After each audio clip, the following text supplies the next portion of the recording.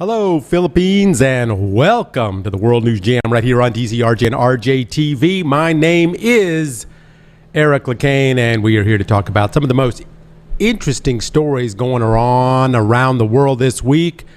And I'm joined with my guest, Mr. Dan Kang. Now, where in the world this week is Dan Kang? I think I'm not that far from you right now. I'm back in Manila. Yeah. My last week here, and then I'll be back in Korea. All right, yes. Dan, actually, you were actually a lot farther from me than you think, because I am actually out of town today. But we are able, because of modern technology, we are able to do our show, even if we are not in the studio together, which is great. But there is a lot of news to get to this week, a lot of interesting things that happened this week. So I wanted to kind of get rolling along. You know, usually Dan and I sit and we jabber a little bit about the amazing things that's going on in Dan's life and the boring things that are going on in mine. But this week we're gonna jump right into it, because I wanted to talk first, Dan, about something that I spoke about before. The USS Thresher, and I have told this story before on the show. It is the faithful story, I think I told it about 3 or 4 years ago, for some reason, about the USS nuclear-class submarine, the Thresher. It was a marvel of modern science at the time, naval weaponry. It could travel incredible speeds. This is we're talking about 50, 60 years ago, actually 70 years ago. It could travel at incredible speeds very quietly, powered itself forever because it had a nuclear engine. It also had an unseen before submarine and ship torpedoes that the Russians had never seen. It had a sonar that at the time was unparalleled. But its most impressive feature was the fact that it could go really deep. It had a deep dive depth of 1,300 feet. So that was what was so amazing at the time. And the Thresher, the story I was telling was about a year after they had done a maintenance. They had put this thing out. They thought it was amazing. They wanted to build a whole bunch of them. And it had just gone through a year-long maintenance, and it was doing some testing off the coast of Massachusetts with 129 crew on board. And it went out in unison with a naval ship called the Skylark, which was a communication ship. And that's what it used to communicate on the surface, which it was doing on this long-range depth dive. Now, this new sonar equipment that they were testing, it had voice. So, I don't know. A lot of people out there don't understand a lot about, you can't take your cell phone underwater. That's right. Because radio waves don't travel through water. You have to use sonar, which is why we're able to talk to people who are standing on the moon, yet we can't talk to somebody who's 500 feet below the surface of the ocean, because the radio waves just don't travel. So you have to use sonar. So they were able to actually speak, to make very short communications through there. So they were doing this test at the time, and they would dive like 100 feet, and then they would stop and make sure everything was okay. And then they would dive another 100 feet, and then they would stop. And they kept getting closer and closer to the test depth until something went wrong. And a garbled message came out saying that they had minor difficulties, and they were attempting to blow. And blow means you blow your ballast. And that means that oxygen shoots in there, the water shoots out, the oxygen, the ballast fills with air, and it floats to the surface. And then they had another garbled message right after that just had they just said 900, which many believe that they had gone deeper than their test depth of, I think it was 845 feet. And it possibly, they thought, might have meant that she was sinking. And then what came next is what's so interesting that ties in with this week. They heard a noise. It just went, and very faint, noise, but the people on the submarine knew exactly what that noise was. It was the sound of an implosion. And that massive submarine had passed its what's called crush depth, and it had imploded under the pressure of the ocean. And that sound that they heard back there 70 years ago was very similar to a sound that was heard last Sunday on a naval ship. It was when the submersible Titan had just lost communication with its ship, and they were not far from where the Thresher was, just a little bit north there in Canada, right where the Titanic went down. And they were going down to see the Titanic, and they heard this noise on this naval ship. And the people in the naval ship, even though they didn't announce it to the public, they kind of knew what that noise was. And, you know, they lost communication with the Titan, which was at the time on a tourist venture. I know a lot of people have already been watching a lot of this. But the interesting thing, and we'll get to the particulars of this story because we're going to really dive into this thing, no pun intended. But you know, the difference between these two ships is what I find so fascinating, and then we'll get into this, is that, you know, one was a massive nuclear-powered military weapon of war carrying over 100 crew members, and the other one was a small tourist sub taking 3 high-paying tourists and a pilot and a guide down to see the Titanic. You know, this sound is what scared everybody. Now, when they lost communication with the sub, you know, there was this big effort to search to find them. I think that happened not too long after they launched as well, right? Yeah. I mean, it was literally like on the day after they were supposed to radio in, they didn't, and then at one point they realized that they could not see them anymore. There was no sonar ping, whatever, and so that's when they said, okay, maybe something is really wrong. And I think it was the next day. The next day, they started saying, you know what, we need to start finding them soon. And why do we need to start finding them? One thing was this ship had 96 hours worth of air. Air, oxygen, according to what they said, because, and people say, well, how could it have 96? You know, it was a tiny little submersible. Actually, the oxygen that they were breathing had a recirculator built in. And so, they would able to breathe out, and then the carbon monoxide would go in this machine, and then it would recirculate around. And they had enough, supposedly, according to them, 96 hours before they would run out of air. Now, the tricky part was when this thing lost communication. You know, it was on its way down to the Titanic, which is 12,000 feet. Below the surface. Now, the Thresher was somewhere around 1,800 feet.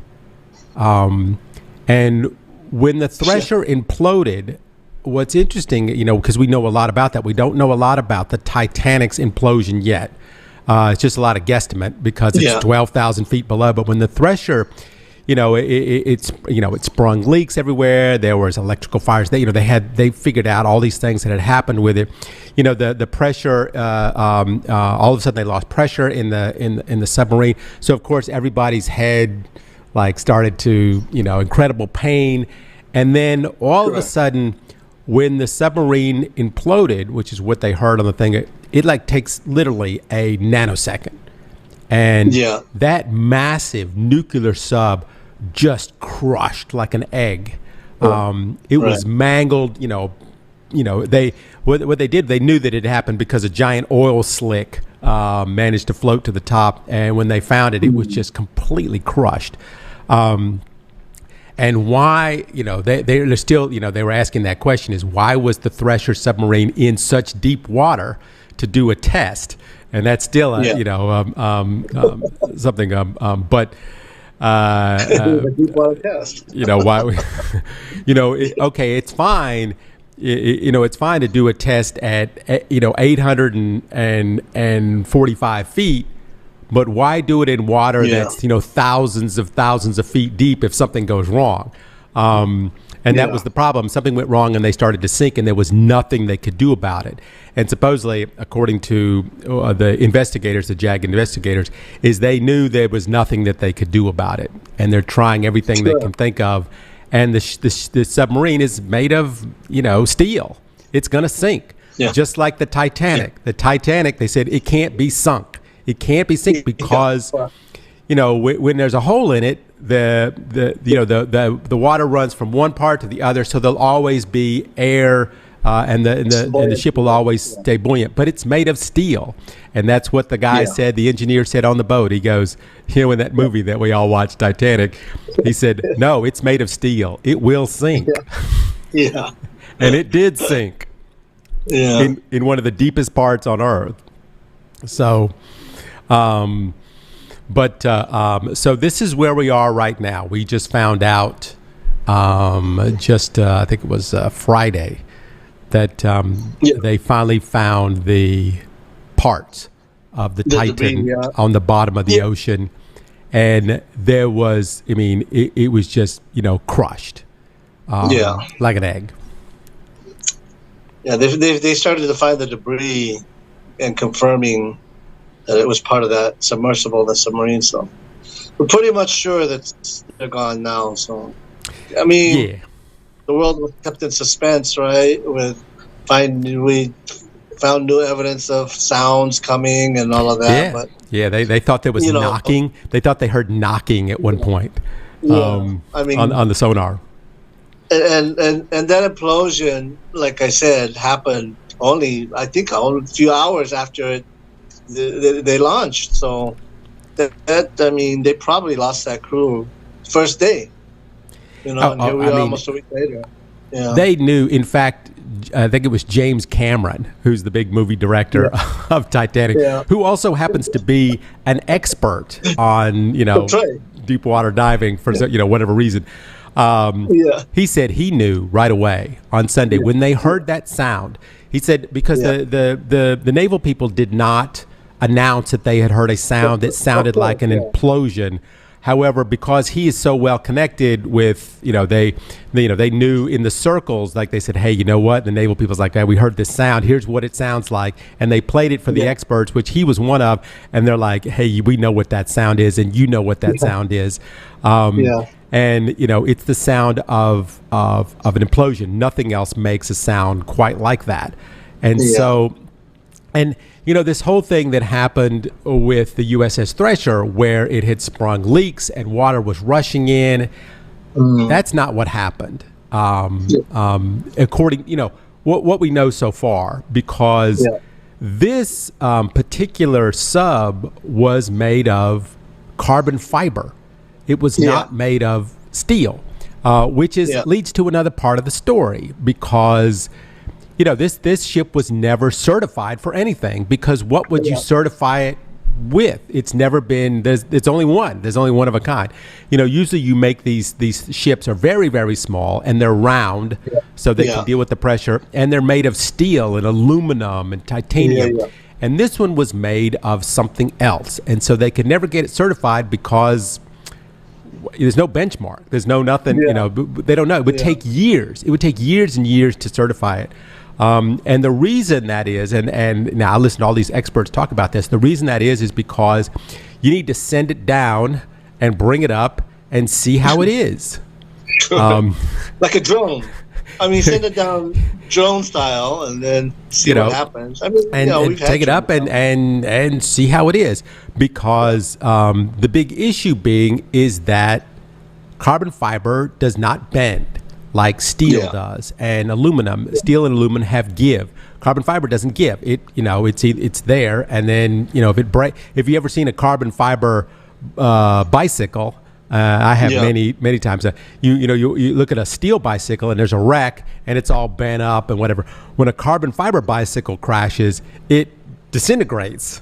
I mean, it just flakes apart. It just shatters. Yeah. So this seems to be what they believe is the issue, which is the reason why they had gotten so much criticism before, because, hey, this may be a fabulous design. This may be great and everything. However, wait a minute. This is made of something that it doesn't have any give.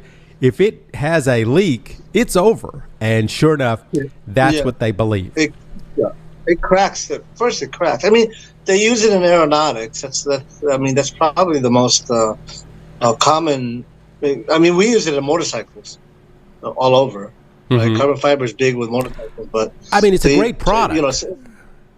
The standard is aeronautic grade. That would be the highest grade of carbon fiber. Would be the aeronautic grade carbon fiber, but under the ocean pressure, I guess we have a new standard now. I mean, you think about the pressure of taking something like that into space or taking it up, but there's a big difference between taking it into space and taking it under the ocean. And I kind of watch, because I've been fascinated by this whole thing, that when you're standing on the surface, you probably know a lot of this already, but you're standing on the surface, you're at 1 atmosphere. And so, when you lay down on the ground and you put a board on your chest, it's the feeling of a board laying on the chest. But as you go deeper and you get more atmospheres, it's like having a refrigerator on your chest, and then a car on your chest, and then a house on your chest, and then a building on your chest. And by the time you get down to where they were, it's like, you have the Egyptian pyramid on your chest. It's that, the pressure is, from what I understand, it's 6,000 pounds per square inch of pressure. And the human body is 3,000 square inches. So that comes out to somewhere around 18 million pounds of pressure when you get down to that depth. So when you get down there, you really need a solid sub. Well, I mean, you don't need something that's going to... That's the biggest question now, is why would they do that? Why would they? That's the biggest just floating everywhere. Here's why I think, and we can talk about this. When the Titanic was going across the Atlantic, the whole thing was the fact that it could get across the Atlantic at these incredible speeds. They're flying across the Atlantic at really high rates of speeds. And then reports are coming in and says, listen, you guys need to turn around and come back. There's these giant pieces of ice floating in the ocean, that aren't supposed to be there. They didn't know they were there. Now they know they were there. And so there's people on the ship saying, to the captain and to the guy who's running the whole thing, we need to turn around. This is too dangerous. We can't do this. And instead, they just went faster. And they didn't listen, and they ended up hitting the iceberg. And then now we have the Titanic at the bottom. Now, this guy, there was one engineer that worked there that made a report that said, hey, you know what? This thing is cracking. There are minuscule cracks that are going to happen in this thing. Not when it goes down, it's working fine. However, the more times you go down, it cracks a little bit. And you know what they did? They fired him. Yeah. I read that whole article about the guy he already warned them all about the safety issues, and they ignored him and fired him. Yeah, and the guy they kept asking the head guy, Stockton, who was actually in the sub, controlling the sub with his little, you control it with a joystick. It's like a game controller, which I find fascinating anyway. Which is another thing. I mean, there were a lot of parts in the ship that were taken out of the hardware store, and used on this thing. And there is a reason why. I'm trying to think of an example. There is a reason why, a helmet, costs for a motorcycle or for whatever you're doing, or for skydiving or whatever, costs a couple of $100, and why the helmet for an F-18 costs $480,000. I mean, there's a reason why. I mean, there's a lot of stuff goes into, it's possible, the issues of what you're going to deal with in those kind of conditions. So I think that's part of the problem. That was part of the problem right there. And I'm sure the design was, amazing. And they were able to go down because they did it a couple of times. But here again, the problem being, okay, yeah, you go down and you come up and it's successful and it's great and it's wonderful. But then you take the same ship down again and again and again. And nobody knew. I mean, how would anybody know? Nobody knows how carbon fiber is going to react at 12,000 feet below the surface of the ocean. There's nothing to compare it to. Yeah, 12,000 feet is kind of, it's a little deep, huh? I'm just, I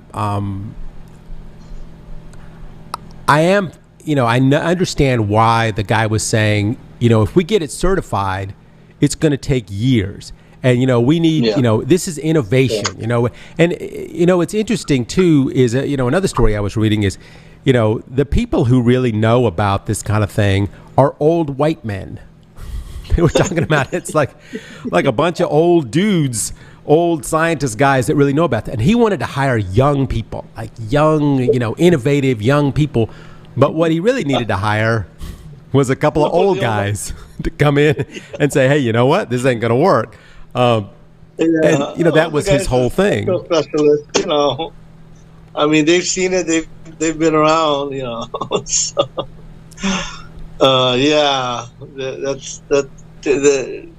just poor planning, poor management. I don't know. I mean, what can you say? Yeah. There's so many memes going on right now. There's so many, and it's a bit cruel. It's a bit brutal, and I mean, I don't know what they expected. I mean, they kept saying, for days when they were doing this search, when they spent millions of dollars doing this search, is, this thing is so safe. It's incredibly safe. It's made of this, high-tech carbon fiber.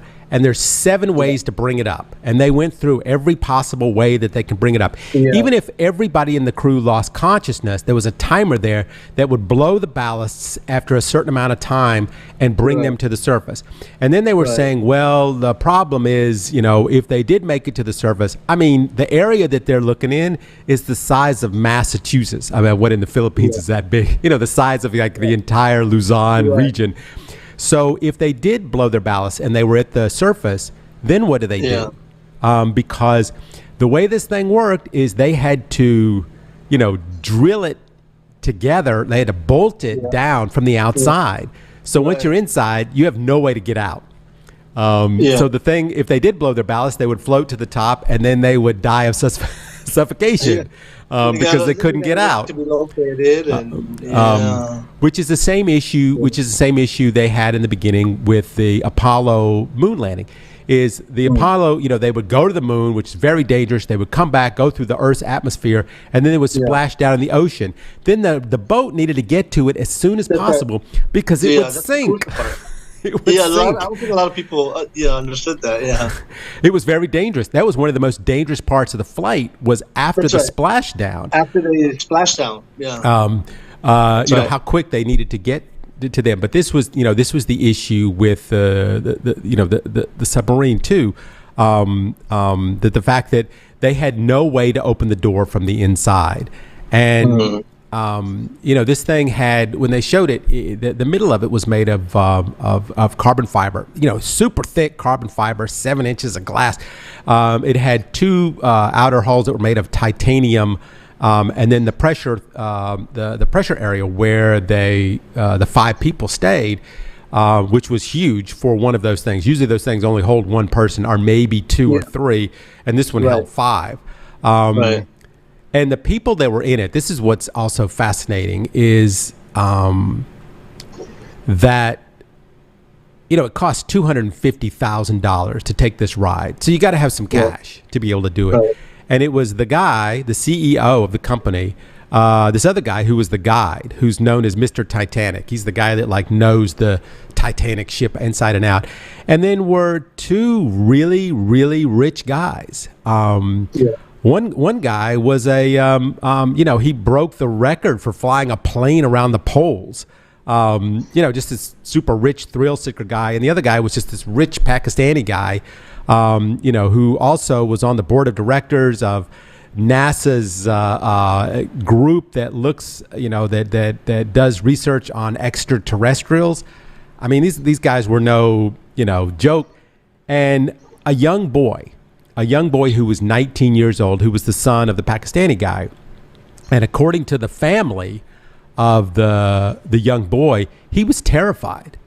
He was terrified going on to this thing. He didn't want to. He didn't want to go on it, but he didn't want to disappoint his father. And his father was so excited to go on it, and so he ended up going on it just to make his father, to please his father. Yeah. And interesting, another part of this story, Dan, is those two guys actually took the place of two other guys, another father and son who were supposed to be on it, and just before they backed out, which is why this Pakistani guy was able to get on, because this other father and son who are now on the news all the time saying, yeah, we were supposed to be on it. And at the last minute, we're like, you know what? We don't want to do this. We don't want to do this after all. And so the Pakistani guy got on instead. Talk about dodging a bullet, huh? With his son. So, but they are, the interesting thing is now here again, we don't know what happened on board, but they think that they got down there and they realized there was a problem, and then they decided, oh, you know what, we need to come up. They realized there was something, creaking or whatever. But they say that unlike the thresher we were talking about earlier, where they had, maybe 10 minutes or, a while to try and fix things, that they had no time. Like once the implosion started, they say it's probably 0.03 of a millisecond. That's how fast it happened. Yeah. And the bodies just disappear. They just disappear. They it's like, you like I said, you stand on a ping pong ball, and the weight is on the ping pong ball, and then all of a sudden it just goes and flattens. And there's no, because they were like, are we going to recover the bodies? And the guy the expert that came on the news was like, what bodies? There's no body left. There's nothing left. And besides, even if you could, how would you get them? How would you get there? Send another submersible down? There's nothing else that can do this. I mean, they were the guys. They were the only guys that could do this. And they could try to do that. They were going to send out this sled from a naval ship in Massachusetts, and the sled it can't save them, but it has arms that it can reach out and do stuff or something like that. I can't remember what it would do. But the problem was that it took like 3 days to get it there, and then once they got it there, it would take hours to get it. It was just, it wasn't going to work. That was the only solace in this whole thing, is that all of a sudden they're like, hey, something's wrong, and then it's over. It's over. It just happens so quickly that there was no chance that they had at all. And so I do find it fascinating, though, that we're so enthralled with this boat, the Titanic. 1912, it's been down there. It's like it's falling apart.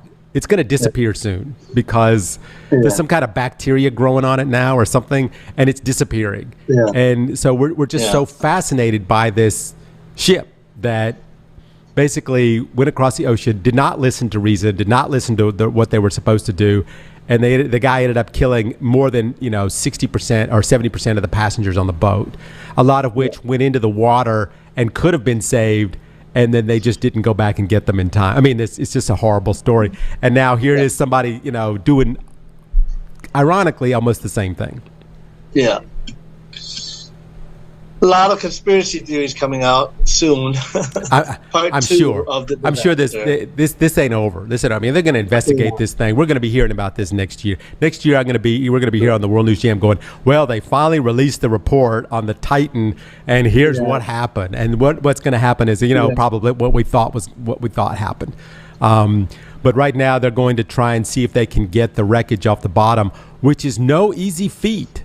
It's going to take them a while to figure that out. because they found this with drones. Drones can't pick that stuff up, so they're going to have to send something else down there and see if they can figure out a way. And it was so hard to find. It was like 1,600 feet from the Titanic, and it's spread out over a little bit. But they say it's not spread out over such a big area, which means that they probably imploded right at the bottom, like very, very near the bottom of the ocean is where that thing, finally met its fate. So it's but I'm sure we will continue to talk about this story. But there's another interesting story which I wanted to run by you, Dan, which is what's going on in Russia right now. I didn't see that train coming. The Russians are, fighting against the Ukrainians. But who are the Russians fighting this week? They're fighting the Russians. So how crazy is this? We had talked about, I guess, Nan, you know about this mercenary group called the Wagner Group, and they what they do is they bounce around the world and they fight things for Russia so that Russia doesn't have to get their hands dirty, and that's kind of what's going on right now. And these are some mean hombres in this Wagner group. Made up of a lot of prisoners and ex-military guys. Soldier of Fortune, really. Yeah, literally, it's right out of a magazine. Right out of the magazine. And they fight for Russia because, Russia doesn't want to go in and, rape women and steal their stuff. And it looks bad. But we send these guys in. We just, kind of pay these guys on the side, and they go in and they, rape the women and do illegal killings and so forth. And, we don't have to get our hands dirty. So it's, that's what, they've been into several, places in, all over Africa, and these guys just show up and they go in and they kill everybody and they, easy peasy, But the problem was when they went into the Ukraine, the leader of this group was like, hey, you know what? This is not cool what's going on. You guys are putting us right out in the front line. Most of us are getting killed for what? And you're not even giving us enough bullets, and you're not giving us enough guns and stuff. We know we need more stuff. And he got into a big argument with the head of defense there in Russia. And finally he said, all right, you know what? You guys are really screwing this up. You don't know what you're doing. And we've said that from the start, that the Russian military was making a lot of mistakes. Well, he's come out and said, hey, you know what? Your defense minister is an idiot. He doesn't know what he's doing. So what they did was they flew over these guys and they bombed them. Apparently and killed a whole bunch of them. There's an accusation of friendly fire. I'm not really sure if that really happened or not, or if that was the... We don't know. We don't know if that really happened. We may never know. They have pictures of dead people. I've seen the pictures of the dead people. Is that the dead people that the Russians came in and killed the Russians as retaliation for what he's been saying online? But ironically, now it's the March for Justice. Yeah, I know. So anyway, this dude who's running this Wagner group, he attacked, the main hub in Russia, which is where, it's the main hub that they bring all the stuff to before they send it out into the Ukraine. And all of a sudden now Moscow is like, hey, are they going to attack us next? Is this going to be a civil war? And could they, these Wagner guys, there's a lot of them. They say there's 25,000, but they think there might be as much as 50,000 of them. And so what they told them was, okay, listen, you turn in the head guy and we'll give you amnesty. We'll let you come home to Russia. And so, this is the kind of the thing that's going back forward. Now, as of today, there's a whole new development where the head of this group went to Serbia. To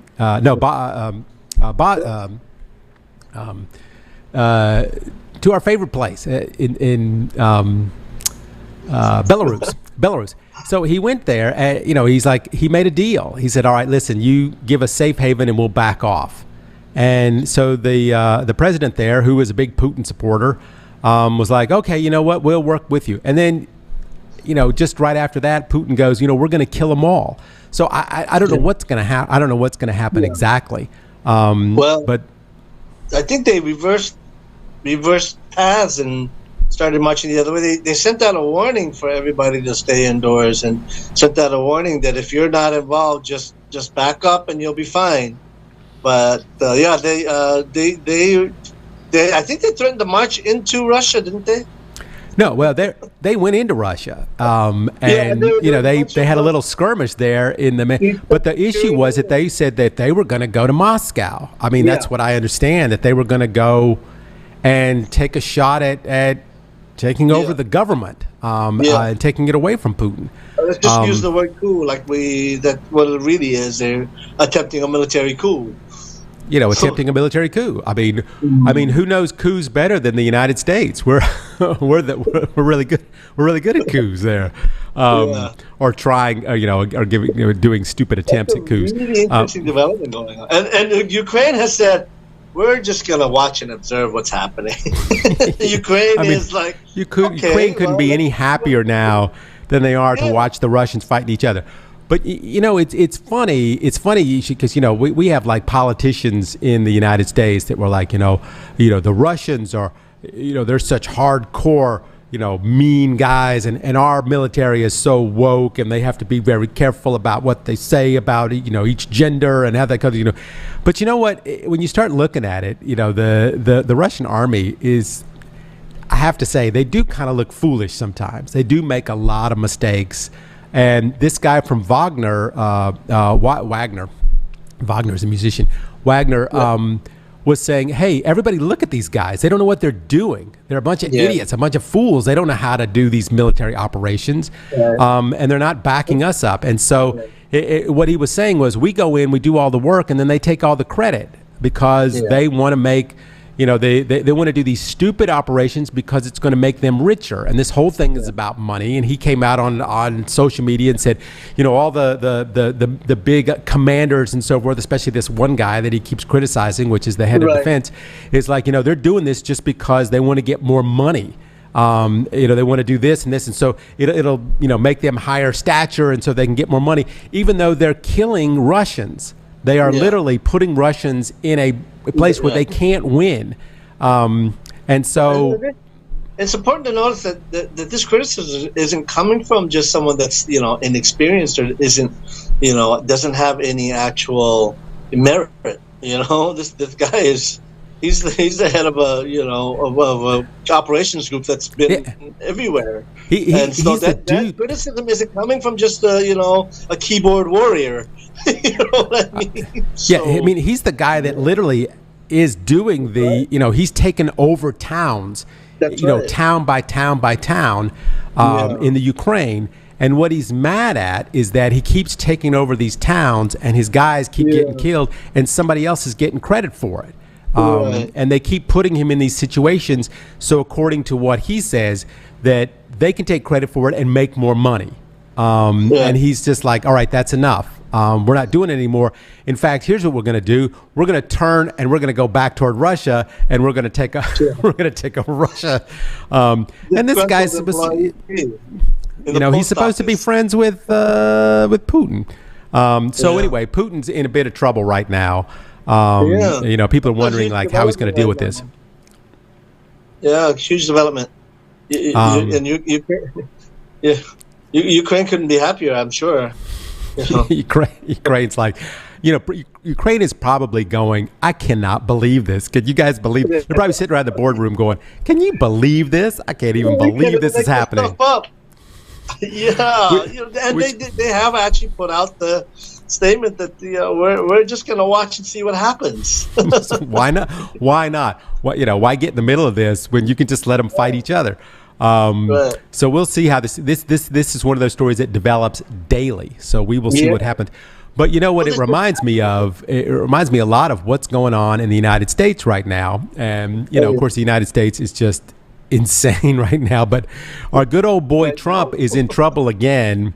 And when I say Trump is in trouble again, Dan is probably going, All right, what is it this week? What now? What next? Yeah. What now? And if you had to guess, you probably wouldn't guess it because, he's in trouble for stealing, secrets from the government, and he's in trouble for tax fraud. But this is all about something that happened actually back in January. And I remember when this happened, and I was wondering if anybody was paying attention to this. It was on the, Congress, I'll do the synopsis really quick. The Congress was about to certify the vote for the president. And now in the U.S., they use this, of course, this old archaic system called the Electoral College. And it's not the popular vote. It's each state votes for a president, and whoever wins their district, then a representative goes to Washington, and they're the ones that kind of vote for you. So now in different states, they have different ways of doing it. However, the certain electoral reps that go to Washington, and they're the ones that actually vote for the president, which is why we keep hearing that number 270. Whoever gets to 270 first is the one that wins the presidency, and that's the 270 electoral votes. Okay, we got that. So now this has never, ever been a problem before. This is the way we've done it for 200 years until Donald Trump. And Donald Trump and his buddies, they realized that they had lost the election. So they had this idea that they will send their own electors from the states, these fake electors with fake certifications that they just printed out on an inkjet printer, and they would sneak into the building the night before and wake up early and turn in their fake certifications before the real electors got there. Now, this almost sounds like a cartoon. And it is. It's almost like, it's some kind of cartoon thing going on. However, Vice President Pence was supposed to go along with this. And then, because they get the fake electors in and then the real electors show up. And of course, everybody knows that the fake electors are fake.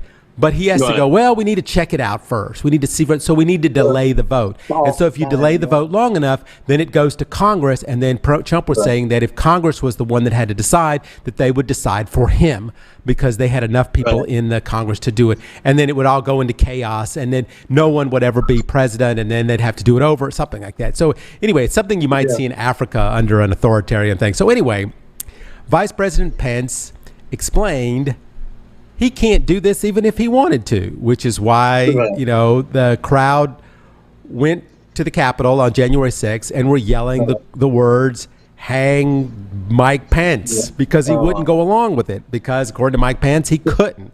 So anyway, this has all gone out of everybody's mind. Everybody kind of forgot about this. Well, it turns out this was really a lot more illegal than we all thought. And those fake electors are now looking at jail time because this is really illegal. So what the prosecutor for the DOJ has done is he said to a lot of these guys, hey, listen, here's what you can do. We can either send you to jail or you can tell us what really happened. Right. And so a lot of them now are starting to tell what really happened. And there's one dude who is the head of Trump election day affairs or whatever, and he's the guy that kind of orchestrated all this kind of stuff, and right now he's talking to the DOJ, and what he is saying is, hey, Trump kind of told us to do this. So what they're doing is they're going to offer immunity to a lot of these electors if they come out and say, hey, you know what, we did it, we did it, it's illegal. We can spend the next 20 years in jail, but it's really this guy, Trump, and Rudy Giuliani, and this Trump lawyer who told us to do this, John Eastman, who told us to do this. And so that's what's going on in the United States right now. Also, you got to follow the money too. Did they already get paid to do that as well? So yeah, I know. Did they get paid? I often wondered that. They probably already got paid. So. You'd have to follow the money for that. Yeah. I mean, there's a lot of stuff going on. I mean, right now in the U.S., just to really quickly go, I mean, it just looks, the stuff that's going on in the United States, right now in the U.S. government, it just looks like a playground of bullies, mean little girls. Yeah, I usually have to take a couple of Tylenol before I even start to look at that because I start getting a headache within like the first it makes 20 your minutes. head swim. It makes your head swim. I mean, the Republicans now control Congress. Do you think they're passing legislation on education and student debt and the opioid crisis and the gun control? Instead, they have been, doing a revenge. They call it the revenge tour that Donald Trump is on, and that's what they're doing right now. They're trying. This crazy woman from Colorado is, saying, okay, we're going to introduce a legislation to impeach Joe Biden, and people are like, what? Why are you impeaching Joe Biden? Well, because he's letting too many Mexicans cross the border, and I'm like, well, you can't really impeach him for that. And then the other woman, Republican woman, Marjorie Taylor Greene, she got mad at her because she was the one that wanted to impeach Joe Biden, not her. She wanted to be the first one to impeach. So they had this big argument on the floor of the House, and they filmed it. The C-SPANs, they're filming everything, and they filmed it. It just looks, oh my God, it just looks ridiculous. What's going on there? Talk about an implosion. Talk about an implosion. I mean, they're and the other thing too is they're trying to go after this dude. What's his name? Adam Schiff, who's another congressman, who's the guy that he investigated Trump for collusion with Russia. Okay, I mean, there was some collusion with Russia. They had meetings with the people from Russia, and they had, they turned over this polling data. So there's some stuff to look at, and so now they're trying to kick this guy out of Congress for investigating Trump back in 2017 for colluding with Russia. I'm like, okay, all right, but you know what, okay, he kind of did. I mean, the Mueller report came out and it's like 400 pages of him saying, he kind of did do all this. So now they're trying to, it's like they're spending all their time doing this revenge stuff instead of anything else. So, I think historically all sides are guilty of that. It's just a lot of time spent on internal politics rather than for the people. I know. I mean, do something. Build a road. Do something other than just fight. All they're doing right now in the United States is just fighting. And I've been, I've been following the United States government for ever since I was a kid. I never remember anything that's going on right now. But true. Like I said, you got to take some Tylenol before you watch TV sometimes. But here's something that I really wanted your opinion on, Dan. Talking about fights, Starbucks, which we all know so very well in the Philippines, because in my place where I live, there are 4 Starbucks within one block of that. So Starbucks is doing quite well here, but in the United States, not so well. They are having some problems in Starbucks there because, and this can only happen in the United States, is employees are going on strike in Starbucks. And why are they going on strike, Dan? Because now, if you can even believe this, the gay pride decorations in Starbucks stores, they are not letting them put up the gay pride decorations in the stores.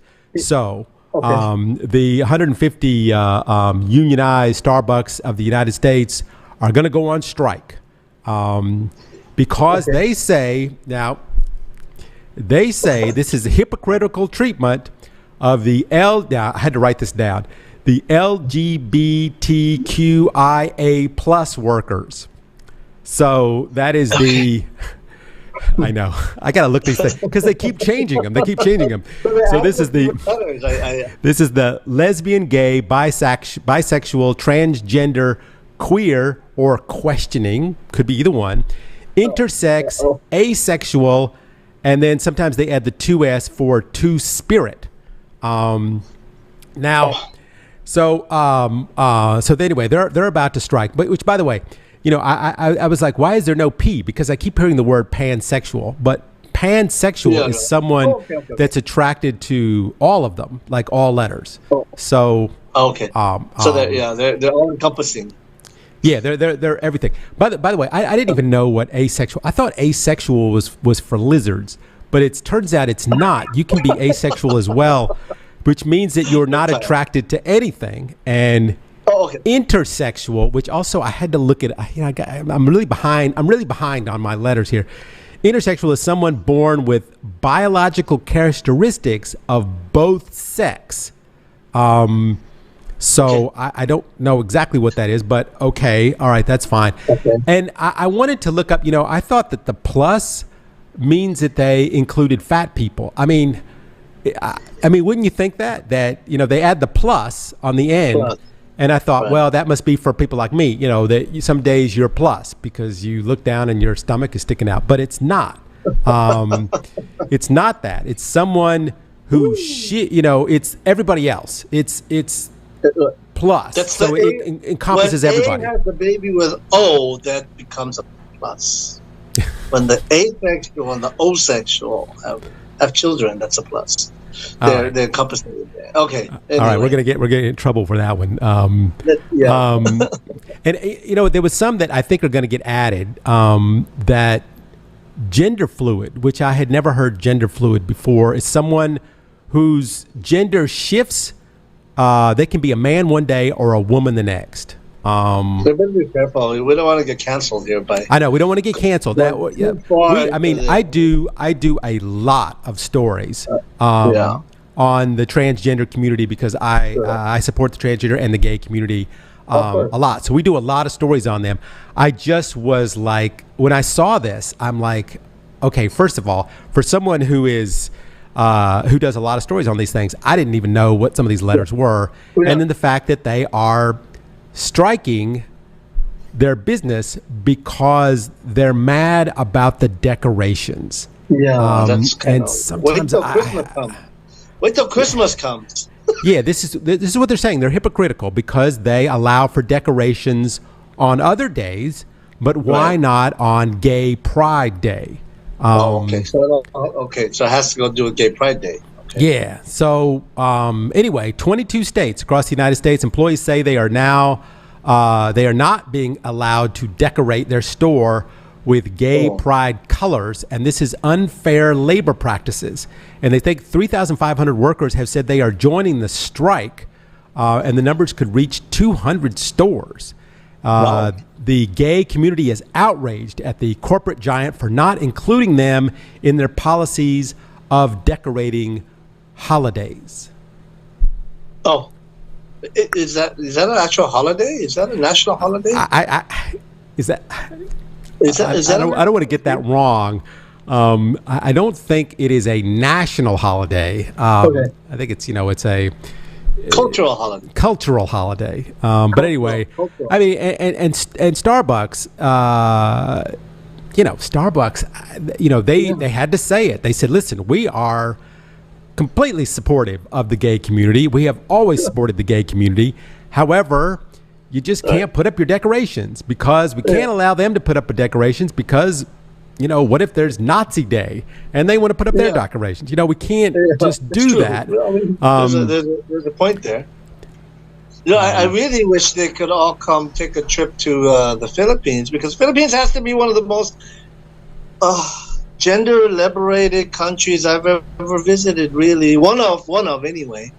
They don't bother with any of that here. There's no outrage for inclusion, exclusion here. Isn't that funny? When is there ever? I don't remember there ever being a problem in the Philippines ever. And ever. They just don't. It's just not an issue. I mean, I don't remember. Maybe there is, but I just haven't seen it. And I know sometimes my gay friends say, well, we're discriminated against as far as jobs goes, but that has changed. That's changed a lot in the last couple of years. They have jobs. Yeah. They're still culturally, liberated here in that genre. I don't know what to call it. I was a little bit shocked when I was at the Manila Airport, and they had the restrooms, and they had I think they have 3 separate restrooms now, right? Or no, they only have a single restroom. No, right? But there's no big, huge. No, you are correct. You are correct, Dan. In especially, I remember it in Terminal 4, they have a restroom for non-gender. or a different kind of gender. So yeah, I find, you know, that a lot of countries like the United States, it's almost like they're just doing it to make news.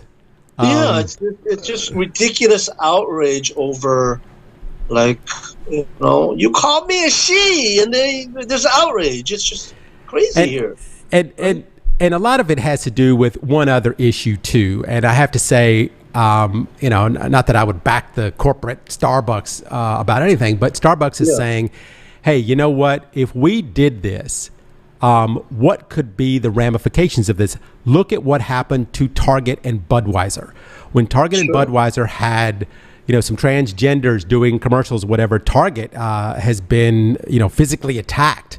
Their stores have been attacked by people who hate transgenders or think that, you know, they need to be removed from the United States, you know, that it should be illegal. You know, there are people in the United States that believe that transgender should be illegal. That, you know, and that, you know, and there's been violent, you know, rebuttals against Budweiser. People making, you know, videos of shooting machine guns, you know, saying this is at you know, Budweiser cans. So I think that, you know, part of that has to do with why that Starbucks might be doing this. And I think, you know, the other issue too is they can't do it because then they're going to get sued by another group who also wants, why is our decorations not being put up? So, it's kind of ridiculous that they want that inclusion. I mean, there must be a way of settling this. Now, Starbucks is saying, well, this is really all about contract negotiations with employees, that it has something to do with something completely different. And the unions are doing such a bad job that they need to kind of make the employees look a different way while they, you know, they cover up the problems and the things that they have done, what the union has done with them. But, you know, that gets into a whole nother issue. But I think that going on strike, 3,500 people going on strike because they won't let them put decorations up for Gay Pride Day. I think there's probably a way around this. I'm just saying, Dan, we're not, you know, we on this show, we totally support, we talk about transgender issues all the time. However, this is one of those things where I'm thinking, really? My best friends here in the Philippines are, you know, transgender and gay. So, I mean, you know, I'll tell you as well, years ago, I was managing a coffee shop, actually a small fleet of them, and 90% of my staff were gay. You know, the females, the males that were gay. You know, and I don't know if that's a coffee shop trend, but, you know, and there was never any issues with this outrage over, I mean, for example, decorations. It's a little bit odd. You know, in the United States, we always got something. But anyway, speaking of things that we have to deal with, right now we have to deal with the end of the show because we are out of time, Dan. But thank you, everybody. Thank you, everybody, for joining us here on the World News Jam here on DZRJ and RJTV. My name is Eric Lecain, and we have been joined all day with Dan Kang, and we will be back again next week. So please join us then. And for now, everybody be safe out there. Don't go on strike. And we will see you next week.